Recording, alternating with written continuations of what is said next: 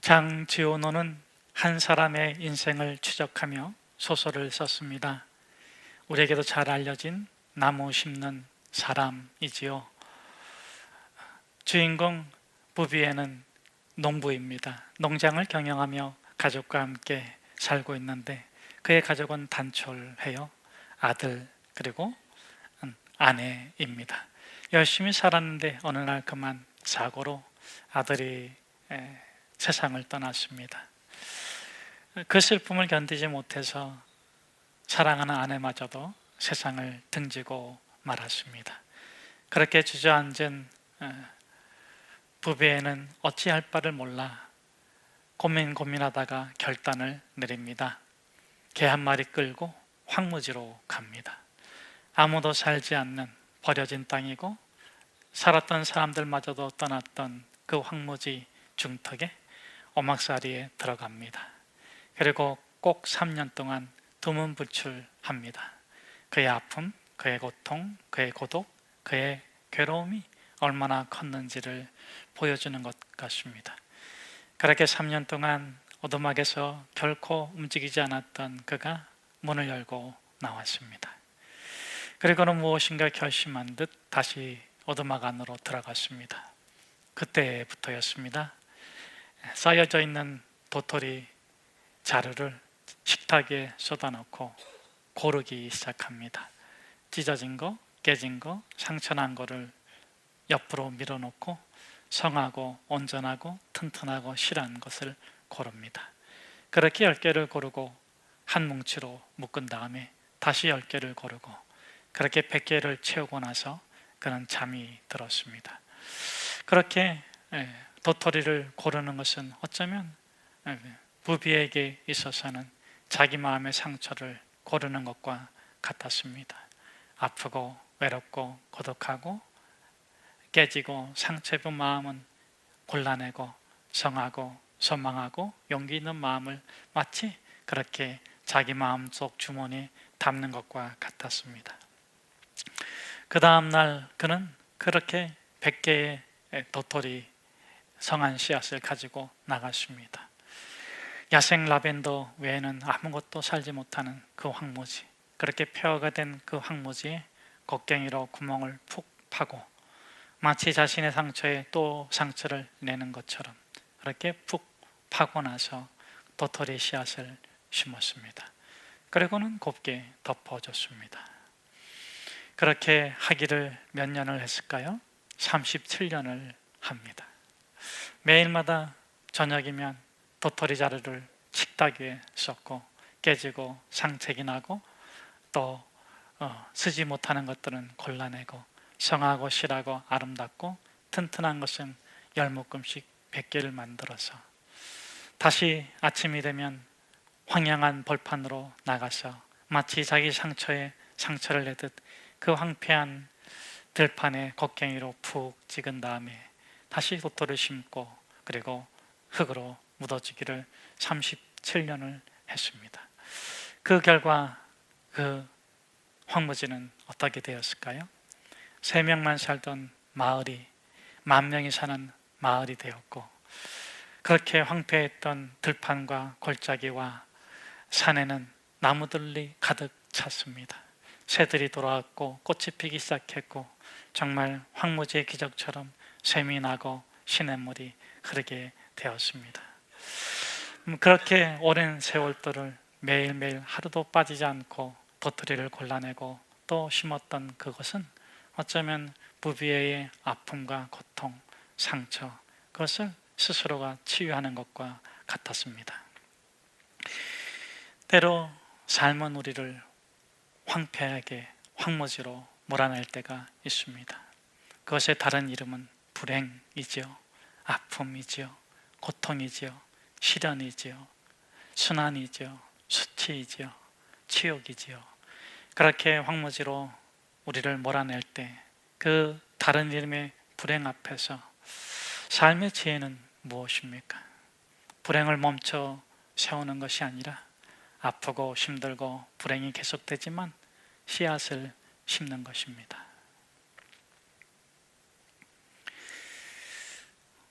어렵고 힘들고 고통스럽지만 씨앗을 심는 것입니다. 소망을 심고 믿음을 심고 사랑을 심어내는 것입니다.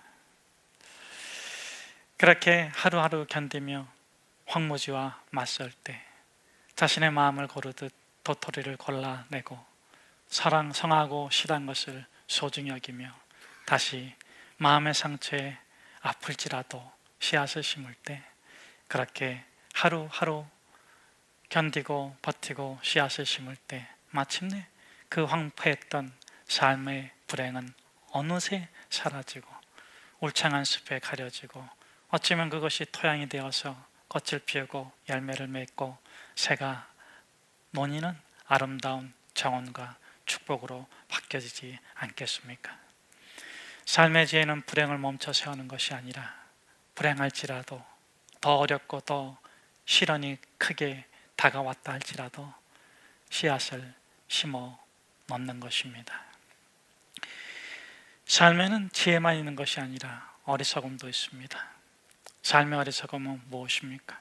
황무지에 던져졌을 때, 불행에 닥쳤을 때, 그것을 당하고 있을 때 삶의 어리석음은 어떤 것입니까? 두 번째 화살을 쏘는 것입니다.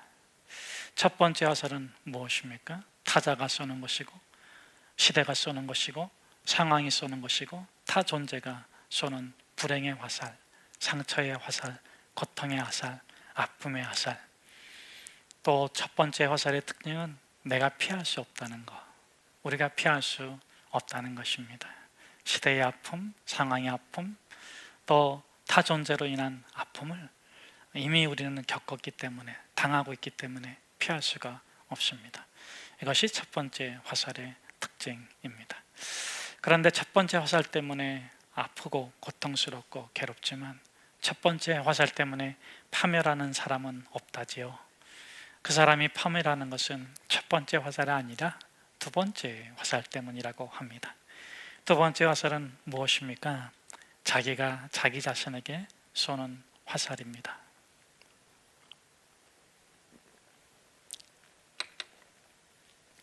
내가 왜 이런 일을 당해야 돼? 나한테 왜 이런 일이 일어난 거야? 나는 정말 이거 견딜 수 없어. 나는 너무 고통스러워. 나는 너무 아파. 나는 너무 힘들어. 정말 내가 바보인가 봐. 내가 멍청이인가 봐. 정말 내가 뭔가 잘못됐나 봐. 그렇게 스스로를 괴롭히는 것이 두 번째 화살입니다. A가 있었습니다.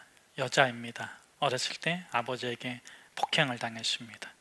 그 이후로 아버지를 미워했고 증오했습니다. 세상의 모든 아버지를 미워했고 증오했습니다. 아니, 성인이 돼서는 모든 남자를 미워했고 증오했습니다. 그렇게 전투를 치르듯 전쟁을 하듯 살았습니다.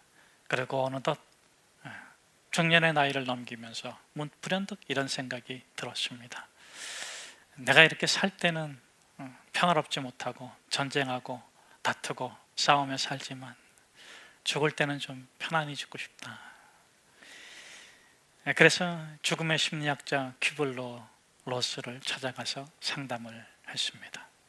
자신의 이야기를 하게 되면서 상담을 하면서 그녀의 마음속에 새로운 변화가 일어났습니다. 그것은 바로 두 번째 화살을 뽑아내기 시작한 것입니다. 다른 이름으로는 용서입니다. 용서란 무엇입니까? 나를 어렵게 하고 힘들게 하고 고통을 준 사람을 해방시켜주는 것이 아니라 그에게 자유를 주는 것이 아니죠. 바로 내 자신을 자유케 하고 내 자신을 해방시켜 주는 것입니다. 그렇게 하면서 마음의 안정을 찾고 새로운 삶을 살아갈 수 있게 되었다고 합니다. 삶에는 지혜가 있고 어리석음도 있는데 불행 앞에서의 지혜, 불행 앞에서의 어리석음만이 아니라 불행 앞에서의 믿음도 있습니다.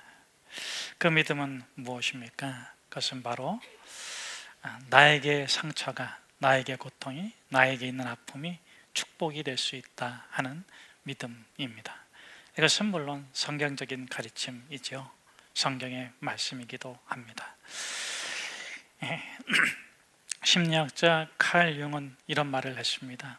상처 받은 사람만이 상처를 치유할 수 있다. 헨리 나우멘도 상처 입은 치유자를 말했죠. 그러면서 상처 입은 치유자이신 예수 그리스도를 우리에게 소개해 주었습니다.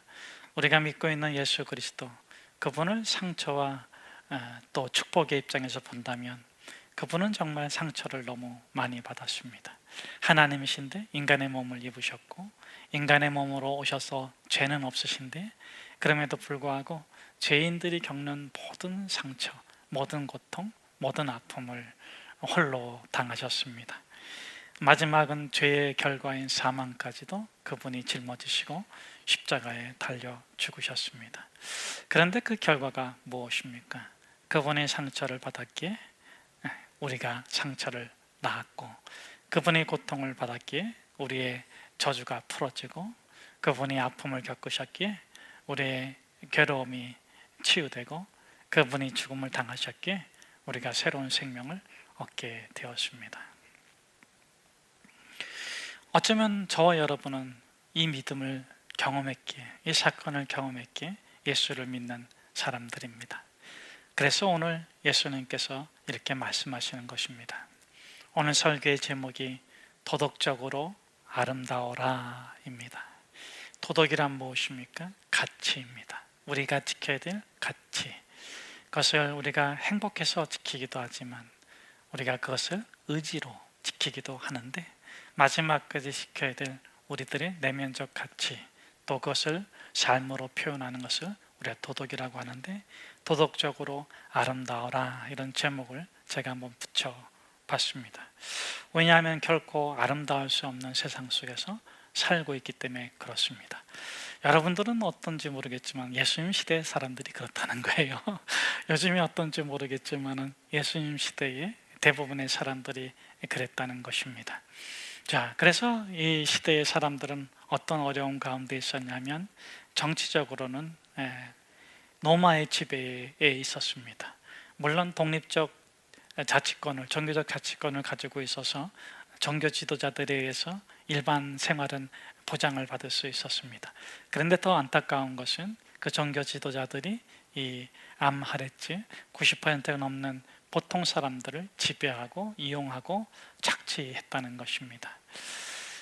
그렇게 종교적으로는 착취를 당하고 지배를 당하고 국가적으로는 나라를 빼앗긴 서러움 가운데 있고 로마의 군합발에 짓밟혀져 있고, 그 다음에 이렇게 나라가 힘들고 경제가 어렵고 정치가 어려울 때일수록, 그렇게 이제 환난이나 고난이나 기근이 심할 때일수록 정말 더 가슴이 아픈 것은 빈부의 격차가 벌어지고 가난한 자는 더 가난해진다는 사실입니다. 그렇게 대부분의 사람들이 정말 아름답지 못한 세상 속에 살고 있습니다. 그런데 예수님께서 이렇게 말씀하십니다. 여러분은 하나님의 자녀입니다. 구원 받았습니다. 여러분들의 의가 바리새인의 의보다 더 나아야 합니다. 여러분, 어떤 경우에도 여러분들 도덕적 아름다움으로 승리하십시오 하시면서 오늘 본문 말씀 이어지는 것이죠. 예수님께서 이렇게 말씀하십니다. 또 눈은 눈으로 이는 이로 갚으라 하였다는 것을 너희가 들었으나 나는 너에게 이르노니, 저는 이 한 단어를 더 붙이고 싶은데, 도무지 악한 자를 대적하지 마라. 그럼 어떻게 해요? 왜 이렇게 외치고 싶은 분이 혹 계시다면 큰 불행 가운데 있는 분일 것입니다. 큰 고통 가운데, 큰 아픔 가운데, 큰 괴로움 가운데, 큰 고독 가운데 계신 분일 것입니다. 왜냐하면 복수하는 것이 당연하기 때문에, 그러지 않으면 자기 자신을 지킬 수 없기 때문에. 그래서 이제 오늘 이 38절의 말씀은 그렇게 보복의 법칙, 지금도 이슬람권에서는 반드시 복수하게 되어 있죠. 살인까지도 반드시 하게 되어 있습니다. 그러지 않으면 스스로 또는 가정을 지킬 수 없다고 여겨지고, 또 사회는 그렇게 약육강식에 의해서 힘이 없고 약한 자는 처참히 짓밟아 버리기 때문에 그렇습니다. 그런데 이제 합리적이고 이성적이고 또 균등한 법칙이 생겼습니다. 하무라비 법전을 기초로 해서 세워진 것이겠지만, 성경에서도 눈에는 눈, 이에는 이, 그렇게 대등하게 1대1로 주고받는 것으로 합리적으로 정결할 수 있는 그런 법칙이 통용되고 있었습니다. 아마 그렇게 사는 사람일지라도 도덕적으로 훌륭한 사람일 것입니다. 그런데 오늘 예수님께서 우리에게 부탁하는 것은 무엇입니까? 너희가 이에는 이, 눈에는 눈으로 갚으라 하라 했다는 것을 들었으나, 그렇게 하는 것도 대단히 잘하는 것이지만 나는 너에게 새 계명을 말한다. 도무지 악한 자를 대적하지 마라 하는 것입니다. 그럼 악한 자를 대적하지 마라, 그럼 어떻게 해요? 이렇게 물을 텐데, 예수님께서는 전제된 상황을 통해서 그 상황을 바꿔서 새로운 세상을 살아가기를 바라시는데, 너희는 이미 로마의 지팔뼈 있고 종교 기득권자에게 지팔뼈 있고 또 가난에 시달리고 있다. 그렇다는 것입니다. 그런데 그것으로 인해서 두 번째 화살을 너희 자신에게 쏘지 마라. 두 번째 화살을 너희 자신에게 쏘지 마라. 아무리 불행하고 어려워도 씨앗을 심어라. 그리고 그렇게 씨앗을 심으면서 너희들이 얼마나 아름답고 참되고 의로우며 선한 사람인가를 끊임없이 나타내라. 그러면 반드시 그 황무지가 울창한 숲으로 바뀌고 아름다운 나무들로 가득 차고 꽃들이 노래하는 그 새로운 시대가 열리게 될 것이라는 것이죠. 적어도 세상 속에서는 그렇게 펼쳐지지 않더라도 너가 도덕적 아름다움으로 너의 가치를 지킨다면 너의 내면의 정원은 그 누구도 침범하지 못하고 오직 샬롬으로, 오직 참된 소망과 참된 사랑과 참된 믿음으로 가득 차 있어서 황무지에 서 있을진정 황무지의 샘이 되고, 황폐한 땅에 서 있을지는정 그곳에 참 나무가 되고 노래가 되는 축복의 존재가 될 것이라고, 그렇게 살아가야 한다고 말씀해 주십니다. 자, 우리 한번 38절 39절 말씀 우리 같이 한번 함께 읽도록 하겠습니다. 또 눈은 눈으로 이는 이로 갚으라 하였다는 것을 너희가 들었으나 나는 너희에게 이르노니 악한 자를 대적하지 말라. 누구든지 내 오른편 뺨을 치거든 왼편도 돌려대며. 지위가 높고 낮음에서 일어나는 수치, 모멸감, 또 자존심이 상하는 상태인데, 그런데 그것이 오늘 예수님의 표현에 보니까 정말 해서는 안 될 극단적인 행위로 표현되어 있습니다. 누가 오른편 뺨을 때렸다 하는 것은 두 가지 경우가 있겠습니다. 손등으로, 자신의 오른손등으로 때린 거죠. 그랬을 적에는 그저 수치를 주고 모멸감을 주고 무시하는 그런 행위입니다. 그런데 오른손으로 손등으로 때리지 않고 왼손으로다가 오른뺨을 때렸다 할 때는 또 다른 문제가 있습니다.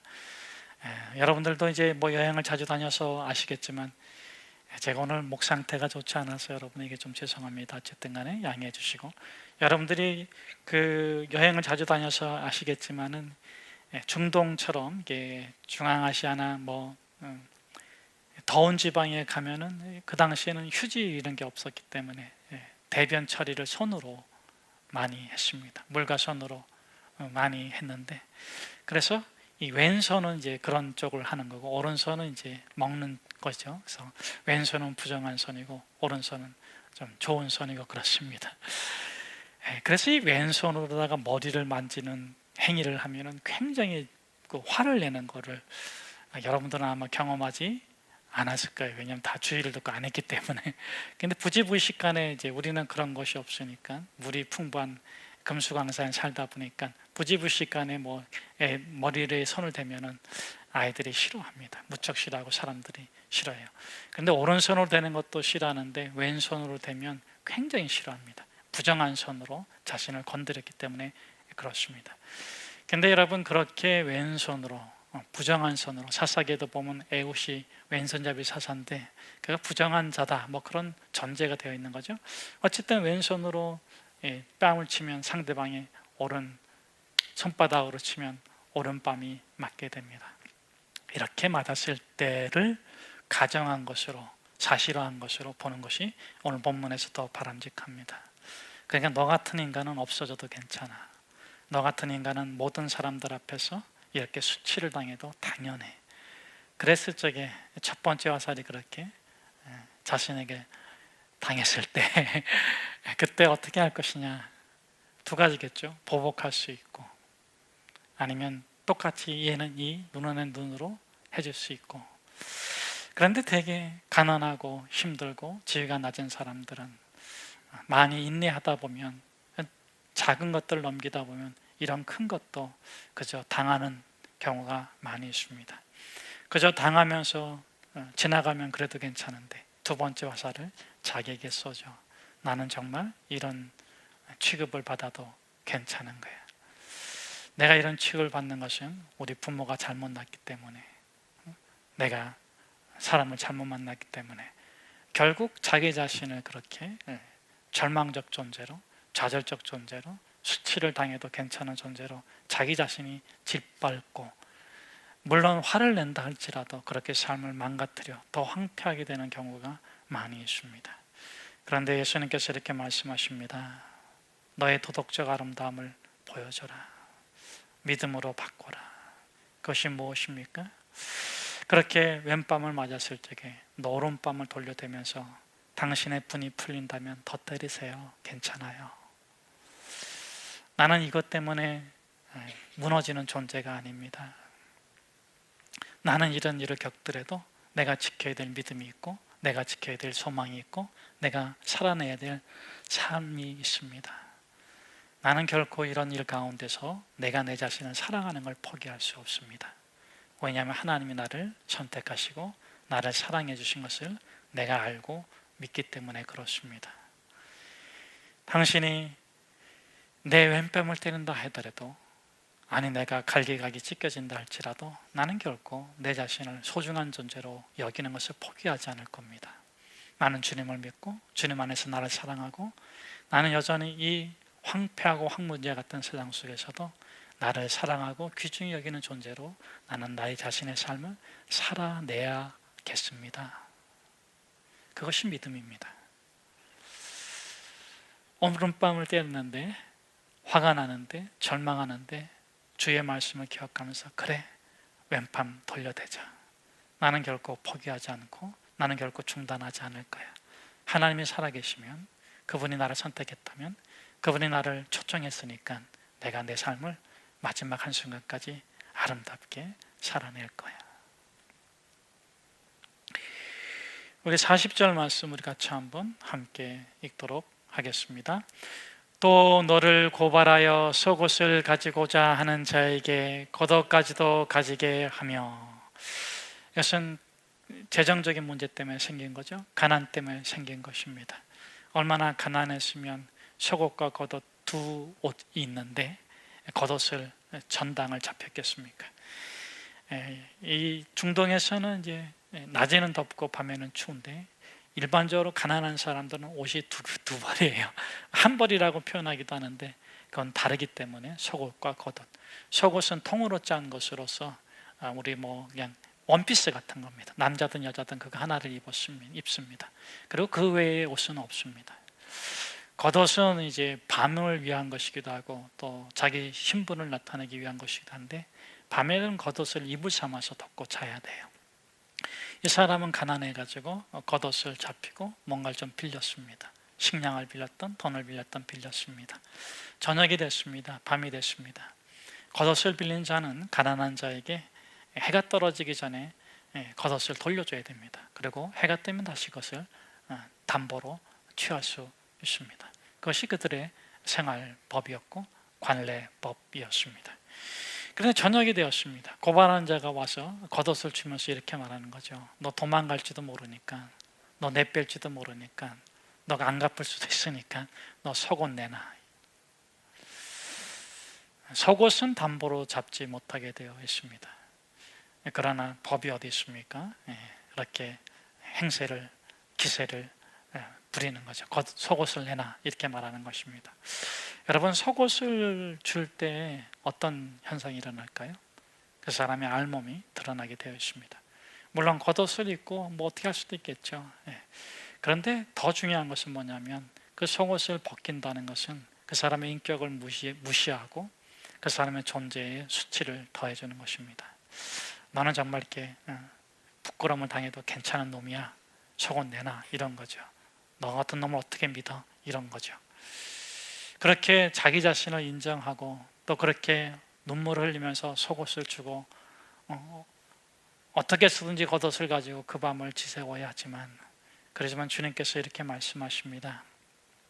그렇게 요구하는 사람이 있으면 너 겉옷까지 줘라. 겉옷까지 벗어줘라. 하룻밤 춥게 지내라. 그렇지만 너가 너 존재, 너의 인격, 너의 가치를 포기하지 마라. 여러분, 속옷을 달라고 하면 겉옷까지 내어주고 나서 그 밤에 내어주는 순간 알몸으로 이제 밤을 지새워야 돼요. 여러분, 알몸으로 밤을 지새운 적은 한 번도 없으시죠? 길거리에서, 황무지에서. 우리가 예전에 이제 전도 여행을 중동으로 보낼 때가 있습니다. 뭐 JDS에서 가신 분들도 계실 텐데, 그러면 이제 차비 외에 돈을 안 주고 하룻밤을 지내고 오라고 그래요. 그러면 정말 금식기도 하십니다. 그 하룻밤을 잘 지내기 위해서. 근데 보내는 사람은 걱정을 안 해요. 왜냐하면 어디를 보내든 그 중동 문화가 손님을 잘 대접해 주는 거라서 밥도 잘 먹고 올 걸 알고 있기 때문에. 근데 처음 경험하시는 분들은 정말 혼신의 힘을 다해서 그렇게 기도하시고, 갔다 오고 나서는 막 웃음이 막 기쁨을 참지 못하죠. 그냥 차비 왜 또 뭐 더 가져왔다고 막 그러기도 하고 그럽니다. 어쨌든 간에 여러분, 세상에 돕는 사람은 누구를 돕습니까? 야비한 사람을 돕습니까? 표독한 사람을 돕습니까? 아니면 진실되고 참된 사람을 돕습니까? 도덕적으로 아름다워라. 주님이 주시는 말씀은 그것입니다. 너의 인격이 너의 돈 때문에 무시당하지 않게 해라. 너의 존재가, 너가 빌려준 너의 가난 때문에 너의 존재가 부끄럽지 않게 해라. 오히려 너가 더 추울지라도.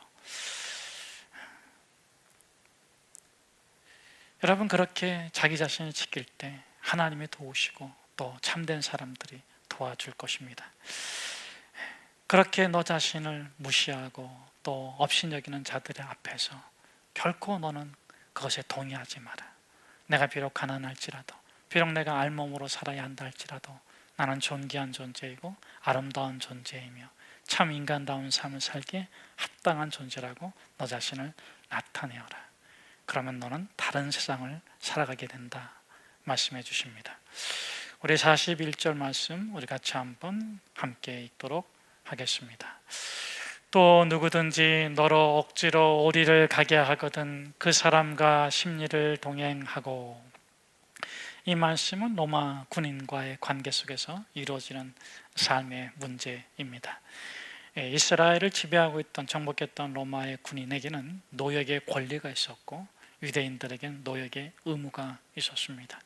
자신이 어떤 일을 하든 로마 군인이 그에게 노역을 시키면 그는 그 일을 해야 했습니다. 아마 거리상으로 오리가 한 개치인 것 같습니다. 야, 너 일로 와봐. 우리가 지금 뭐 일을 열심히 하고 있는데 로마 군인이 불러요. 부르는 순간, 지명당하는 순간 고레네 사람 시몬처럼 직감하겠죠. 내가 노역을 해야 되는구나. 도망가고 싶지만 사실 도망가면 더 큰 불이익을 당하니까 도망가지 못하죠. 그때 그 마음이 어떤 마음이겠습니까? 피지배인, 권력과 힘에 의해서, 권세에 의해서 취급당해야 되는 노예의 마음으로 전락하겠죠. 그렇게 마음이 무너지고 깨지고 비참해질 때, 야, 이거 가지고 어디 가? 그럴 적에 뭐라고 대답한다고요? 한번 연습해 볼까요? 제가 한번 로마 군인이 되고 여러분이 예수님 말씀을 따르는 믿음의 사람이 되어서 한번 대답해 보십시오. 야, 이거 가지고 어디 가? 저가 가라고요? 그때 이렇게 말하는 겁니다. 오히려 제가 심리까지 가겠습니다. 이게 필요한 데까지 다 얘기해 주세요. 제가 아주 나이스하게, 기쁘게 제 온 마음과 온 힘을 다해서 아주 잘하겠습니다. 그렇게 말하는 순간 누가 누구를 지배합니까? 누가 누구의 통치를 받습니까? 누가 누구를 인도하고 이끌고 다스리고 있습니까?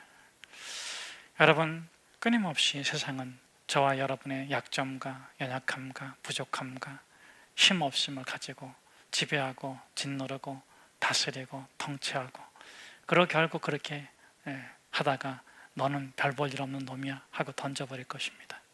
그런데 여러분, 결코 거기에 보복하지 마십시오. 거기에 결코 대적하지도 마십시오. 그 앞에 삶의 지혜로 맞설 수도 있고 또 삶의 권세로도 맞설 수도 있겠지만, 오늘 예수님께서 이렇게 말씀하십니다. 믿음으로 살자. 결코 그 누구에게도 너의 선택권, 너의 자주권, 너의 인간다움을 빼앗기지 마라. 제가 하겠습니다. 당신이 시켜서 한 게 아니라 제가 하겠습니다. 제가 그것을 감당하겠습니다.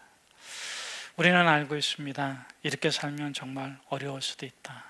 그런데 여러분, 두려워하지 마십시오. 여러분, 하나님 믿으십니까? 그분이 창조자이신 것을 믿으십니까? 여러분, 삶을 수직으로 이렇게 보면 어떻습니까? 어린아이부터 노인까지 보면 어떻습니까? 여러분은 어느 것이 진짜 여러분입니까? 응애 하고 울 때 여러분입니까? 똥오줌도 못 가렸던 어린 시절이 여러분입니까? 아니면 정처 없이 떠돌던 질풍노도의 시기를 지내던 때가 여러분입니까? 여러분, 수평적으로 보면은 고난의 때가 있고 즐거움의 때가 있고 축복의 때가 있고, 수평적으로 보면 버리고 싶은 시간이 있고 수평적으로 보면 취하고 싶은 시간이 있지만, 그러나 여러분, 수직적으로 보면 그 모두가 다 우리 자신 아니겠습니까? 그래서 어쩌면 십자가는 수평과 수직으로 있는 것 같습니다. 우리 주님은 여러분, 저 우리 모두의 단 한순간도 단 어떤 것도 포기하지 않습니다. 우리가 버리고 싶은 순간까지도, 우리가 버리고 싶은 모습까지도 우리 주님은 사랑하시고 그래서 아름답게 바꿔주시고 참되고 의롭고 온전하게 만들어주시는 것입니다. 믿음의 삶에 있어서 어찌 시련이 없고 혼란이 없고 공고가 없겠습니까? 그러나 여러분, 이제는 우리가 믿음을 가졌으니 세상 사람과는 다르게 삽시다. 우리는 온전히 예수님께서 말씀하신 것처럼 그 어떤 시련, 그 어떤 환난, 그 어떤 고난, 그 어떤 부끄러움 앞에서도 결코 우리가 지켜내야 될 참된 가치, 주 예수 그리스도를 믿는 이로서의 인격적이고 도덕적인 아름다움을 포기하지 아니하고 오히려 그것을 더 드러내고 마지막 십자가에서 부활하신 우리 주님처럼, 비록 우리가 온갖 죄를 짊어지고 어쩌면 우리가 죽을 수도 있지만, 그러나 그 모든 것의 심판자이시고 완성자이시고 또 구원자이신 하나님께서 모든 것을 회복하실 것을 신뢰하고, 저와 여러분이 예수 그리스도의 믿음과 소망과 사랑으로 자신을 그렇게 여기며 살아가는 축복이 있기를 축복합니다.